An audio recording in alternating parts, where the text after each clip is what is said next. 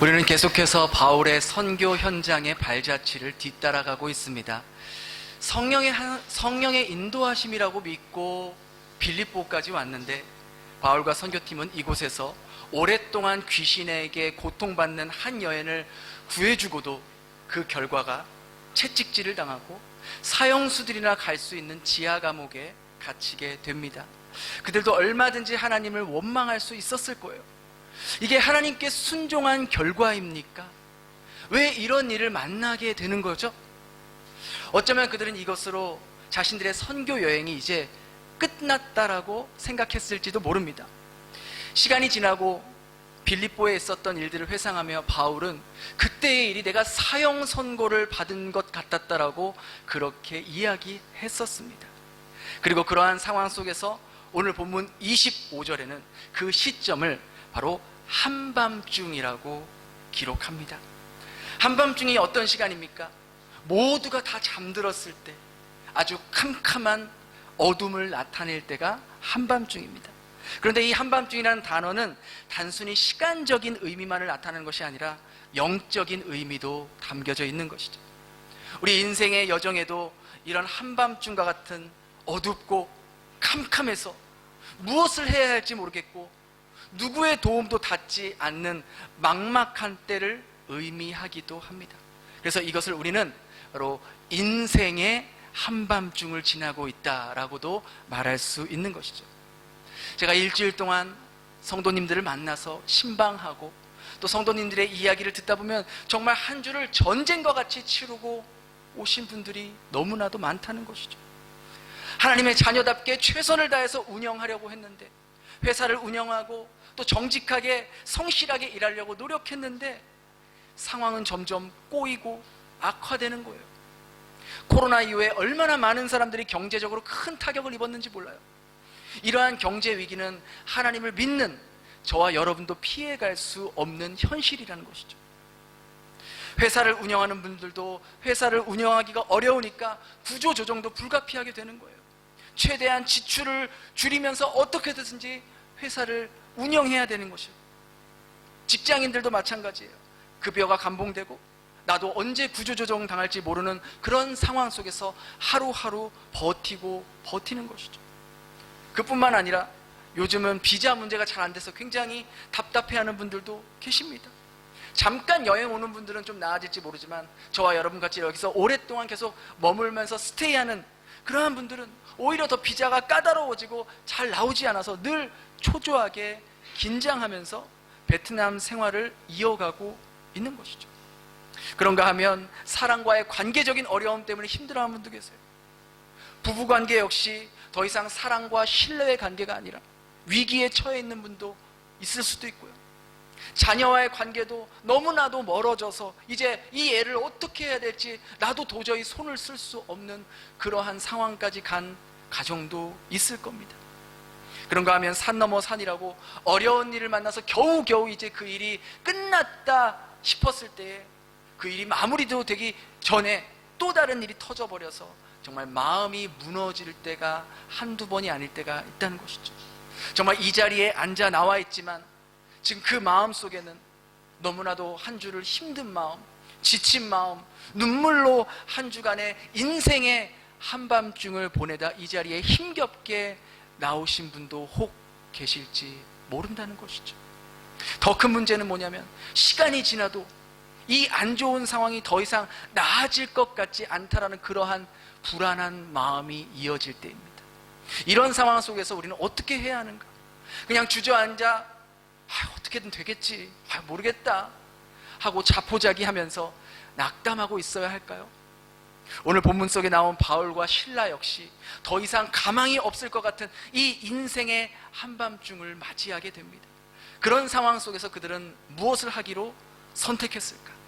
오늘 말씀을 통해서 그 답을 찾아보고 우리의 인생에도 한밤중을 만날 때 무엇을 해야 하는지 살펴보려고 합니다.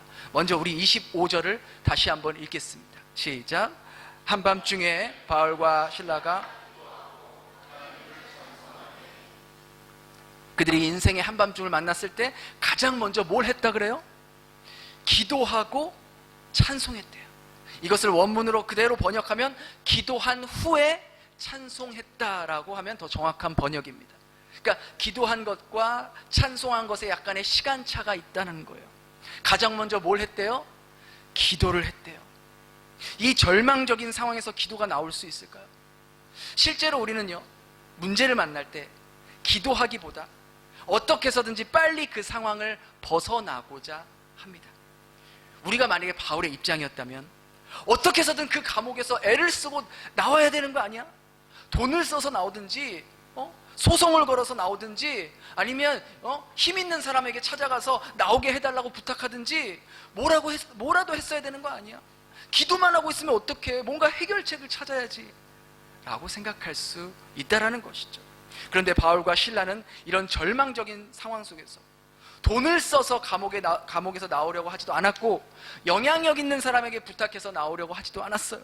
그저 자신을 이곳으로 보내주신 하나님께 기도했다는 것이죠. 그들에게는 그 기도하는 것이 그들에게 해결책이라고 믿고 있었기 때문인 것이죠. 다른 말로 말하면 바로 바울과 실라는 사람에게 도움을 구하지 않고 하나님께만 도움을 구했던 것이죠. 여러분, 우리는 솔직히 보통 문제가 생기면 가장 먼저 뭘부터 할까요? 대부분 사람을 찾아요. 왜? 사람에게 얘기하면 예스다 노다 대번에 답이 나오잖아요. 근데 하나님께 기도하면 많은 경우 어때요? 바로바로 답이 있어요, 없어요? 없어요. 우리가 가장 힘들어하는 게 뭐예요? 기다리는 거예요. 기다리는 거. 그것도 지금 당장 빨리 뭔가 선택해야 되는데, 빨리 해야 되는데 하나님이 일하실 때까지, 하나님이 답을 주실 때까지 기다리는 것만큼 괴로운 게 없는 거거든요. 그러다 보니 언제 답을 듣게 될지 모르는 하나님께 기도하기보다 사람을 찾아다니면서 부탁하는 경우가 더 많다는 거예요. 근데 어떠세요? 사람에게 부탁하니 여러분의 어려움과 문제가 해결되던가요? 물론 어떤 문제는 해결되는 것도 있겠지만 대부분의 문제는 사람에게 기대했다가 낙심하는 경우가 대다수라는 거예요. 여러분, 내가 일이 잘 풀리고요, 돈을 잘 벌고 형편이 좋을 때는요, 내가 부르지 않아도 내 주변에 사람들이 붙습니다. 사람들이 칭찬해주고 그때는 마치 간이라도 빼줄 것 같이 막 그렇게 다가오는데 형편이 어려워지고 힘들어지면 어떻습니까? 사람들의 태도가 대번에 바뀝니다. 아이고, 그 사람 이번에 사업 망했대, 빚이 엄청 많대, 돈 빌려달라고 할까봐 무섭다, 이렇게 피하고 수군거리고. 그게 세상의 모습이에요. 여러분, 다들 경험해 보셨잖아요. 여러분, 이 땅 베트남 땅에서 100불 한 장 빌리기가 얼마나 어렵습니까? 누구에게 100불 한 장 빌려달라고 손 내밀 수가 있겠냐고요. 사람에게 기대하면 늘 실망하기 마련이에요. 그러하기에 도움이 필요한 순간에 우리는 사람을 찾아다니는 것이 아니라 인내하고 기다리는 것이 힘들지만 우리를 온전히 가장 선한 길로 인도해 줄 수 있는 하나님께 엎드려 도움을 구해야 한다는 것이죠. 또한 우리가 인생의 한밤중의 시간을 만났을 때 기도해야 하는 이유는 바로 우리가 기도할 때 우리의 마음이요, 자기 중심적인 마음에서 바로 하나님의 마음으로 옮겨지기 때문입니다. 아마 바울과 실라도요, 처음 기도했을 때 지금 자신들이 괴로움과 아픔들을 하나님께 토로하면서 울부짖었을 거예요. 하나님, 너무나도 괴롭습니다. 하나님, 왜 저희가 이렇게 된 겁니까? 이게 어떻게 된 일입니까? 저희가 한 거라곤 하나님께 순종한 것밖에 없는데 이렇게 여기서 죽게 되는 겁니까? 라고 기도했을지도 몰라요. 그러나 그들이 하나님께 기도하면 기도할수록 자신들의 생각과 마음이 나 중심적인 생각에서 하나님 중심적인 생각으로 옮겨지게 되었을 거예요. 기도를 하면 할수록 자신의 상황과 환경만 생각하는 것이 아니라 하나님이 자신을 이곳으로 보내신 분명한 이유가 있을 거라는 그러한 마음이 들었을 거예요. 기도를 하면 할수록 불안하고 염려했던 자신들의 마음이 하나님이 주시는 평강과 평안의 마음으로 바뀌었을 겁니다. 이것은 비단 바울뿐만 아니라 하나님 앞에 전심으로 기도하러 나온 하나님의 모든 사람들이 처음에는 자기 중심적인 마음에서 기도를 하면 할수록 하나님의 마음으로, 하나님의 관점으로 변하게 된 것을 우리는 보게 됩니다. 무슨 일이 있어도 늘 기도로 앞장섰던 다윗을 보세요. 그가 억울한 일을 만났고 그를 죽이려 했고 자신을 공격했던 사람들이 끊이지 않았을 때에도 그는 처음에는 하나님 너무나도 괴롭습니다. 왜 이런 고통 속에서 저를 그냥 내버려 두십니까? 하나님 왜 저를 도와주지 않습니까? 이 상황에서 벗어나게 해주세요. 이 문제를 해결해 주세요 라고 하소연했지만 그는 점점 기도하면서 하나님의 일하심을 기대했고 하나님께서 자신을 버리지 않는다는 믿음을 갖게 됐으며 결국에는 하나님의 위대하심과 하나님을 찬양하는 모습을 우리는 시편에서 너무나도 많이 보게 된다는 것이죠. 우리도 마찬가지예요. 우리가 인생의 캄캄한 밤을 맞이할 때 고통스러운 마음을 하나님께 토로할 수 있습니다. 하나님 언제까지입니까? 언제까지 버텨야 합니까? 이제는 더 이상 버티기가 너무나도 힘듭니다. 더 이상 버틸 여력이 없습니다. 너무나 괴롭습니다. 하나님 이제 이 회사 문을 닫아야 합니까? 하나님 이 회사를 계속 제가 다녀야 합니까? 하나님 더 이상 이 배우자와는 살 수 없겠습니다.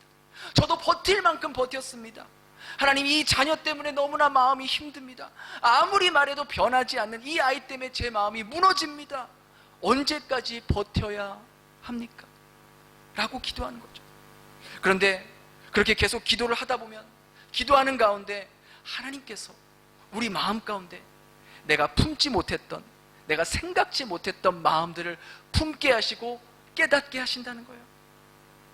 너는 정말로 이 회사를 나의 마음으로, 내 아들 예수의 마음으로 그렇게 운영하려고 했었니? 정말 나를 이 회사의 주인으로 생각하고 청지기처럼, 정직한 청지기처럼 일하려고 했었니? 너는 이 회사에서 정말로 너의 최선을 다해서 정직하게 성실하게 그렇게 일을 했니? 아니면 너에게 유익이 되는 것만 찾으려고 했었니? 너는 너의 남편을 위해서, 너의 아내를 위해서 내가 너를 위해 십자가에 죽은 것처럼 그런 마음으로 너의 배우자에게 헌신하고 희생하고 오래 참으려고 했었니? 너는 너의 자식을 너의 마음대로 너가 원하는 모습대로 키우려고 고집하지는 않았니? 정말 그 아이가 원하는 건 무엇인지 한 번이라도 진지하게 들어보려고 했었니? 이런 마음이 들게 된다는 것이죠. 저는 언제 그런 마음이 자주 드냐면 아내와 의견 차이 때문에 싸우고 나서 기도할 때 그런 마음이 자주 듭니다. 속으로 목사님 어떻게 사모님하고 싸워? 이렇게 생각하시는 분은 없겠죠? 여러분 배우자와 안 싸우세요? 안 싸우는 표정을 짓고 계세요. 베들교회에서 제가 믿음이 제일 연약한 것 같아요. 그렇게 싸우고 나서 저도 처음에 기도를 하면 제가 억울한 것부터 기억이 나요. 하나님 제가 잘못한 게 아니잖아요. 제 말이 맞잖아요. 제가 틀린 게 아니잖아요. 아내가 먼저 잘못했잖아요. 아내가 먼저 미안하다고 하는 게 맞잖아요. 그런데 계속 기도를 하면 할수록 그런 마음이 누그러들면서 내가 했던 과민 반응들, 깊이 생각하지 않고 내뱉은 말들, 차근차근 설명하면 얼마든지 서로 이야기로 풀 수 있는 것을 그렇지 못하고 감정이 앞서서 날카롭게 했던 말들, 이런 것들이 생각나고 결국엔 내가 굳이 그렇게까지 할 필요가 없었는데, 내가 굳이 그렇게 과민 반응을 보일 필요가 없었는데 내가 너무 이기적으로 내 입장만 생각한 게 아닌가, 그런 마음이 드는 거죠. 그래서 여기서 생각과 기도는 좀 다릅니다. 여러분 생각은요, 우리가 경험상으로 생각은 하면 할수록 상대방이 잘못한 것만 더 보이게 돼요. 생각할수록 괘씸하게 느껴져요. 생각할수록 옛날에 잘못했던 것들이 다시 재소환돼요. 그래서 점점 분노의 마음이 커지는데, 기도는 하면 할수록 나의 잘못된 모습들이 보이고, 기도는 하면 할수록 내가 예수님의 마음으로 대하지 못했던 모습들이 보이게 된다는 거예요. 그래서 어떤 문제가 생길 때 생각하는 것도 필요하지만 그것보다 하나님께 전심으로 기도하면서, 여러분이 힘들다면 힘들다고, 억울하면 억울하다고, 아프면 아프다고 솔직하게 우리의 마음을 털어놓을 때 하나님은 우리 마음의 그런 힘들고 아픈 마음들을 만져주시고 위로해 주실 뿐만 아니라 우리가 생각지 못했던, 또 품지 못했던 그런 마음을 갖게 해주는 자리가 바로 기도의 자리라는 것이죠. 바울과 실라 역시 처음에는요, 자신의 괴로움과 억울함, 답답함을 호소하는 기도를 했을지 모르지만 그들이 기도하면 할수록 자신을 이곳으로 보내주신 하나님, 나는 생각할 수 없고 상상하지 못할 방법으로 일하시는 그 하나님, 그 하나님을 바라봅니다, 그 하나님을 찬양합니다 라고 마음과 기도가 바뀌었을 거예요. 그것을 어떻게 알 수 있냐? 그들이 기도하고 찬양할 때 어떤 일이 일어났어요? 지진이 나고 감옥문이 다 열리고 착고가 풀렸다고 하지 않았습니까? 근데 그때 바울과 실라는 도망가지 않았어요. 만일 바울과 실라의 기도가 자신들의 안위만을 위해서 기도하면서 하나님 빨리 이 감옥에서 나가게 해주세요, 이 상황에서 벗어나게 해주세요, 너무 고통스럽습니다 라고 기도만 했다면 감옥문이 열리고 족쇄가 열리자마자 불이 나게 도망갔을 겁니다. 그러나 그들은 감옥문이 열리고 족쇄가 기적적으로 풀렸지만 도망가지 않았어요. 그 말은 그들이 처음에는 자신들의 안위를 위해서 기도했을지는 몰라도 점점 그들의 기도가 하나님의 마음으로 변하게 되었고, 하나님께서 이 감옥으로 자신들을 보내주신 이유가 있을 거라는 확신을 가지고 있었기 때문에 감옥문이 열려도 도망가지 않았던 것이죠. 이것이 바로 진짜 기도의 힘이라는 거예요. 우리 그리스도인들의 기도라는 것은 우리의 생각과 우리의 이성과 우리의 경험을 뛰어넘게 하는 겁니다. 우리의 기도가 처음에는 우리의 소원들, 우리가 바라는 것들, 그것으로 시작할 수 있어요. 그러나 우리의 기도가 깊어지면 깊어질수록 우리의 소원과 우리가 바라는 것들에 포커스가 맞춰지는 것이 아니라 점점 하나님과의 관계가 깊어지면서 하나님의 관점으로 기도하게 되고 하나님의 마음으로 내가 만난 상황을 재해석하려고 한다라는 것이죠. 처음에 기도할 때는 우리 눈에 보이는 것들을 위해서, 이 땅에 있는 것들을 위해서 기도하지만 기도하면 할수록 눈에 보이지 않는 것들, 하늘에 속한 것들을 위해서 기도하게 된다라는 거예요. 바로 이러한 기도의 모습을 보여주신 분이 바로 우리 예수님이에요. 예수님은 하나님이시지만 우리를 구원하시기 위해 하늘의 모든 보좌와 모든 권세를 포기하시고 인간의 모습으로 오셔서 이 땅에 오셔서 우리를 위해 그 십자가에서 고통당하시고 죽으셨잖아요. 예수님께서 십자가에 달리시기 전에 겟세마네 동산에서 마지막으로 하나님께 어떻게 기도합니까?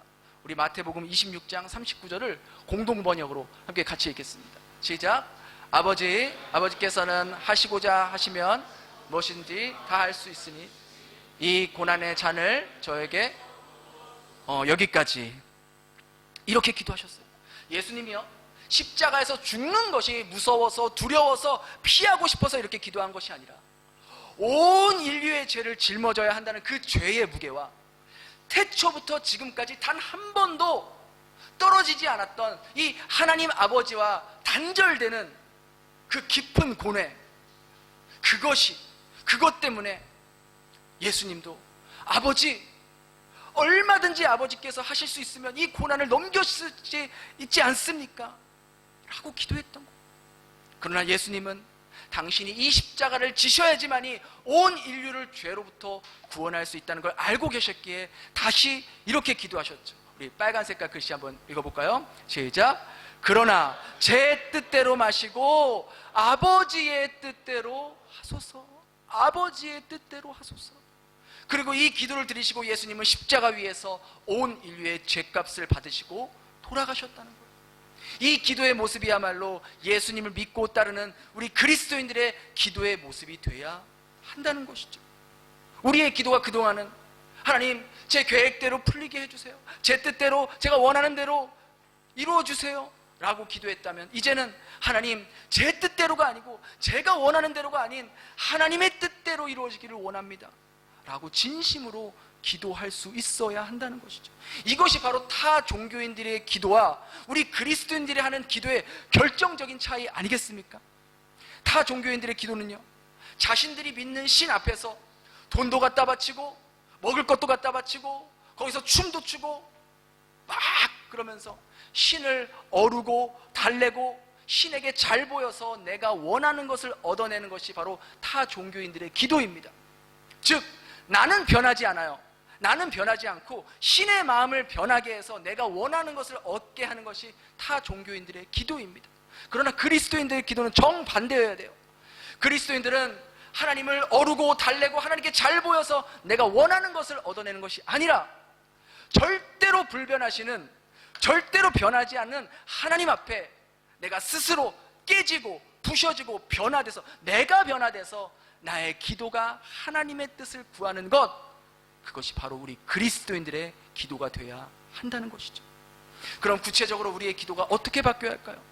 그 전까지는 하나님, 회사가 잘 되게 하시고 좋은 바이어들 보내주시고 직원들 일 열심히 할 수 있도록 도와주세요 라고 기도했다면, 이제는 하나님, 이 기업을 통해 하나님의 뜻이 이루어지기를 원합니다.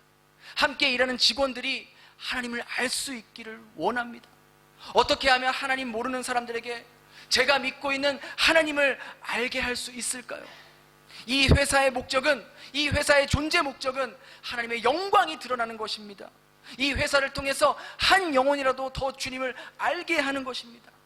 하나님, 제가 하나님의 마음으로 직원들을 대하고 저들도 하나님께서 하나님의 형상대로 창조하시고 저들을 위해서도 예수님께서 십자가에 죽으셨다는 그 사실을 잊지 않게 해주세요 라고 기도할 수 있겠죠. 자녀를 위해서 기도할 때도 그전에는 하나님, 저희 아이가 건강하고 공부 열심히 해서 원하는 학교, 원하는 직장에 들어갈 수 있게 해주세요 라고 기도했다면, 이제는 하나님, 저희 아이가 세상의 조건이나 세상의 성공보다 하나님을 선택할 수 있는 아이가 되게 해주세요.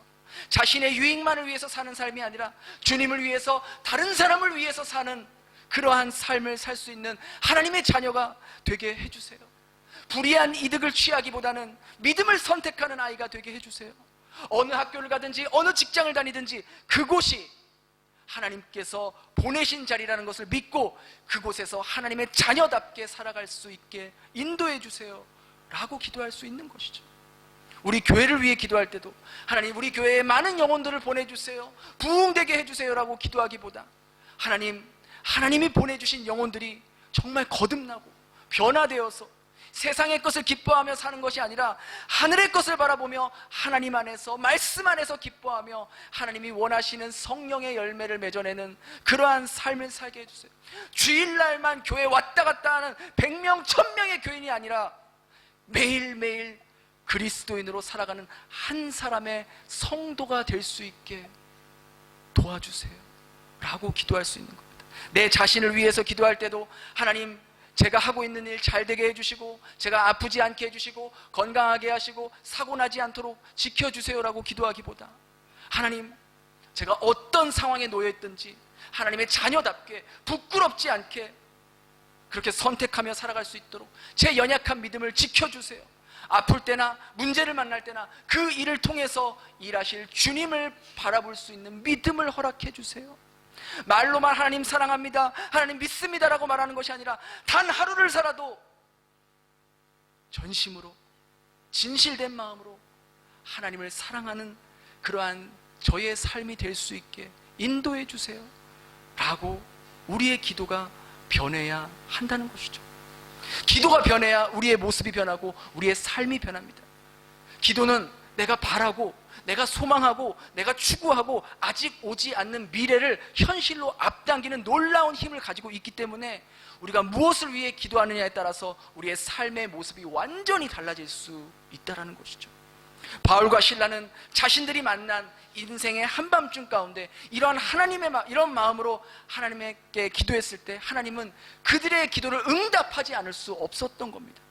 그리고 다음 주에 더 구체적으로 살펴보겠지만 그 바울의 기도를 통해 하나님은 그들도 생각하지 못했고 상상하지 못했던 놀라운 방법으로 구원의 역사를 이루시고 빌립보 교회를 세워가시는 하나님의 그 열심을 볼 수 있게 된다는 것이죠.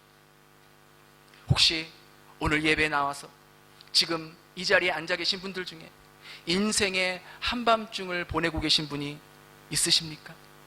사업의 한밤중을 만나고 있는 분이 혹시 계십니까? 뭘 어디서부터 어떻게 다시 수습해야 될지 모르는 그런 상황에 처해 있습니까? 경제적인 한밤중을 만난 분도 계십니까? 내가 베트남에서 계속 버텨야 할지 아니면 정리해야 할지 하루에도 수십 번씩 고민하며 괴로워하는 분이 계십니까? 부부관계 가운데도 어두운 한밤중인 분이 계십니까? 같이 살기는 살아도 서로 사랑도 못 느끼고 더 이상 같이 살아야 하나 헤어져야 하나 늘 고민하며 고통스러운 시간을 보낸 분이 혹 계십니까? 자녀와의 관계가 어두운 한밤중에 있는 분이 계십니까?